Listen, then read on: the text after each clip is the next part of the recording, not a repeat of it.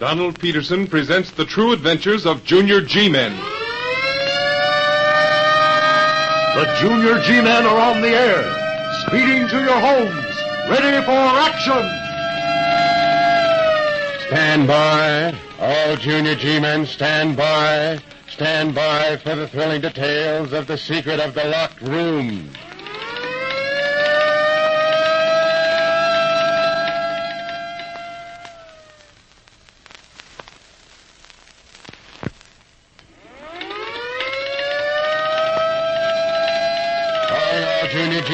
Calling all Junior G-Men. Stand by for report of Junior G-Man Bob Stewart concerning... The Secret of the Locked Room. Report number 972 in 3 parts is given by Operator Bob Stewart of Wendover.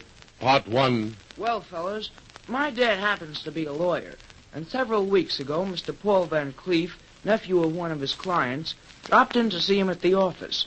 He seemed to be upset about something, and before very long... It's about my Aunt Martha that I've come, Stewart. I'm terribly worried about her. What's the matter with her, Paul? Isn't she feeling well? Physically, she's feeling as well as ever. Or is that just another way of saying that mentally She's upset, Stewart. Terribly upset. She's pretty old, you know, and I'm afraid she's beginning to imagine things. What sort of things? Well, as you know, we opened up the old country place last spring. There are just the 3 of us living there, Aunt Martha, old Jacob Graves, the butler, and me. Well, all of a sudden, I noticed that with the passing of each day, Aunt Martha was getting paler, thinner, more and more nervous. You questioned her, of course. Of course. And at first, she refused to explain.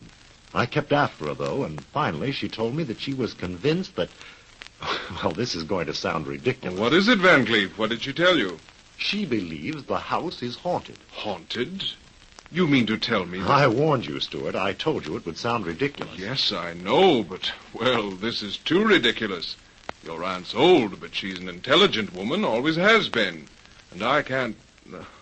Oh, look here, Van Cleef, whatever made her think such a thing? I'd rather she told you that herself. You mean... I wish you'd arrange to pay us a little visit. I want you to see Aunt Martha yourself. She's really a pitiful sight. I see. Have you had her examined by a doctor? No, I haven't. I've been afraid to do anything like that. Afraid? Yes, afraid. Afraid of what a doctor might say. Besides, you're her lawyer, Stewart, and I want you to see her and talk to her before anything else is done. Well, I suppose I could drive up on a Saturday afternoon. It wouldn't be a very long drive. Just about 30 miles, isn't it? Yes, just about. You could stay for dinner. And then, after you've had a talk with her... Well, after I've had a talk with her, we'll have a little talk, and we'll see what we can do about getting her over this. Then you will come? Yes, I will, this Saturday. Good. The sooner you see her, the better I'll feel. The whole thing has... You don't suppose the Van Cleefs will mind my coming, do you, Dad? Oh, I hardly think so. Miss Van Cleef has always been very fond of children. And her nephew, well, he seems to be pretty regular. Not a bit like his father. His father's dead, isn't he, Dad? Yep, died several years ago, just a few months before Paul went to live with his aunt. Wasn't there some trouble between them? Between whom? Miss Van Cleef and her brother. Well, yes, there was some trouble, Bob. Miss Van Cleef and Paul's father never got along very well together. Why not? Oh, he was, well, kind of lazy, I guess. That's why he was disinherited by his own father. Disinherited? Yep.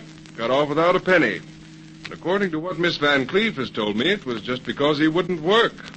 Henry was the sort of... Yes, Miss Van Cleef's brother, Paul's father. His name was Henry. Oh, I see.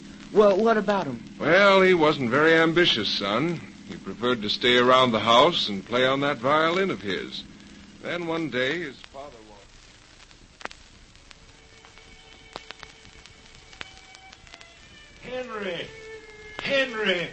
Henry, stop playing that violin and listen to me. That's better. Well, what do you want? I want to talk to you about your future. Again? Yes, again. But this time we're going to reach a decision. That'll be nice. Perhaps you won't think so after you've heard what I've got to say. Sounds ridiculous. No, it isn't ridiculous, Henry. It's very serious. You've had every chance, every opportunity I could possibly give you, and Perhaps that's what's wrong. Perhaps I've spoiled you. Perhaps. Well, if I have spoiled you, Henry, I'm sorry. Sorrier than I can say, and I'm ready to right that wrong. You mean that I want you to leave this house, Henry. I don't want you to return until you can prove to me that you're a man able to support yourself. Now, wait a minute. You can't... There's no use, Henry. My mind's made up.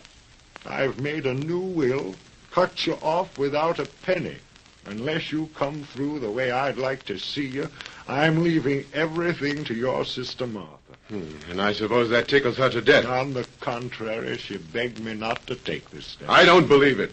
She hates me. You know that isn't true, Henry. However, there's nothing more to be said. You mean I've got to go? You're putting me on my own? I've got to, Henry.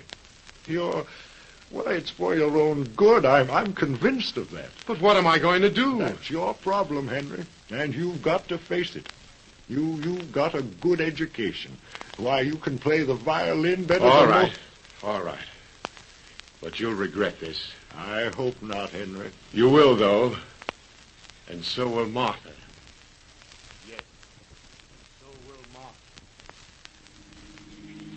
And so, Bob, Henry packed his things and went away. What happened then, Dad? Well, a few months later, his father died, and naturally, the entire estate was given over to Martha Van Cleef, Paul's aunt. I see. And, Henry, what happened to him? Did he get a job? No, he didn't.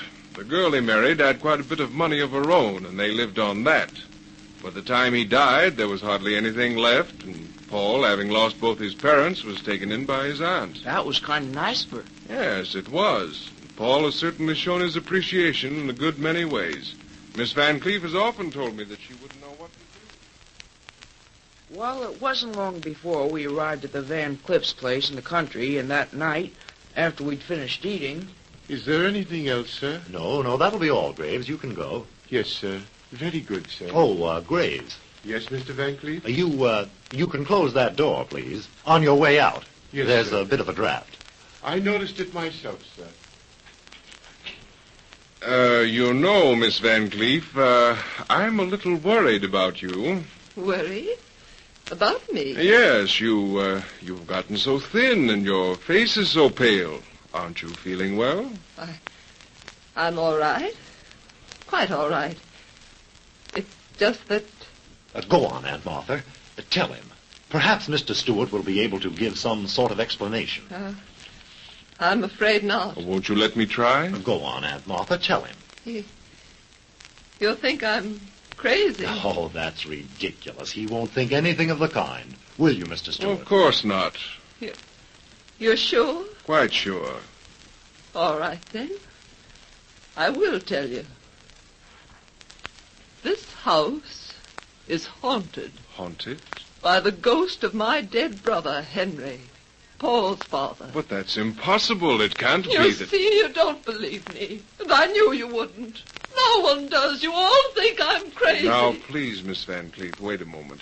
Perhaps if you explained right from the beginning... You'd only laugh at me behind my back. No, I wouldn't. I'd try real hard to help you find a logical solution. Now, please, tell me all about it. When did this ghost of your dead brother first appear? He didn't appear. But I heard his voice. Just as plain as I hear yours. And I heard him playing, too. Playing? His violin. It was just a few weeks ago that it started. It was late at night, and I was alone in my room. The door was locked, and suddenly...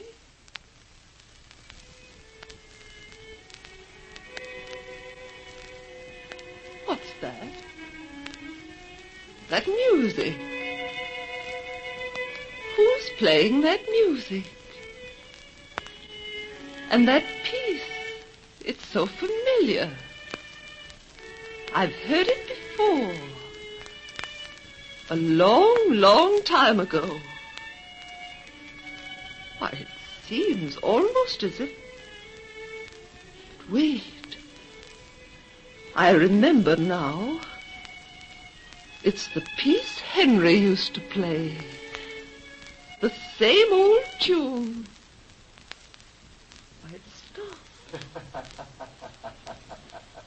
Who's that? Who's that? Remember me, dear sister? Remember me? You call me sister. And your voices. Henry! Henry, where are you? You turned my father against Oh, that's not true, Henry. That's not me. true. He left you everything and cut me off without a penny. Oh, it wasn't my fault, Henry. I didn't want it. You thought you'd gotten away with it, didn't you? That I'd forgotten all about it. Please don't remind me. I haven't forgotten, dear sister, and neither shall you. Believe me, Henry, I didn't. I've come back from the darkness of death, from out of the gloom of the grave, to haunt you forevermore. Henry, you Until can't. we meet again, dear sister, farewell. Farewell. Please.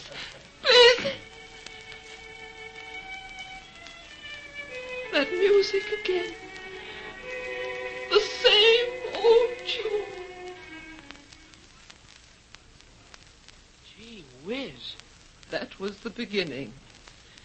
He's come back every night since then. And he always plays the same old tune. He never appeared to you? You never saw him? Never. Are you sure it was your brother's voice? Are you sure? Sounded like him. Just like him. Gosh, I wonder Now, what... wait a second, Bob. Okay, Dad. Now, Mr. Van Cleef, Yes. have you ever heard that voice, that music? No, I haven't. And Graves, the butler, what about him? Has he ever heard anything unusual? Never. Then you, Miss Van Cleef, are the only one who has I ever... knew it. I knew it. You don't believe me. You think I'm hearing things. You think I'm crazy. You think I'm crazy. And after Miss Van Cleef had gone to her room, Paul Van Cleef, Dad, and I went into the library. We talked the whole thing over, and then... Oh, it's all so fantastic, so unreal. Then you think my aunt is imagining things, hearing things that actually can't be heard. Well, what else can I think? She's the only one in the house who's heard these things, the only one who... I'm sorry, Van Cleef, but if I were you, I think I'd have her examined by a doctor. I was afraid you'd say something like that. Well, there's nothing else I can say. I understand, but you can imagine how I feel. Aunt Martha's been every bit as close to me as my own mother might have been if she'd lived. That's why I can't bring my... What's that? I don't know, but... Gee whiz, listen!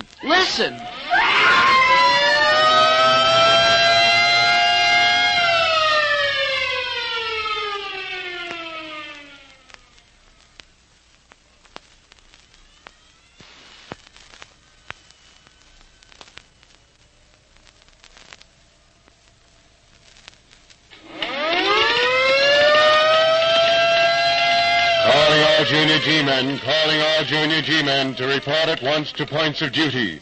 Calling Junior G-man Bob Stewart to report to Director Donald Peterson at the next meeting on this station to continue report concerning... The secret of the locked room.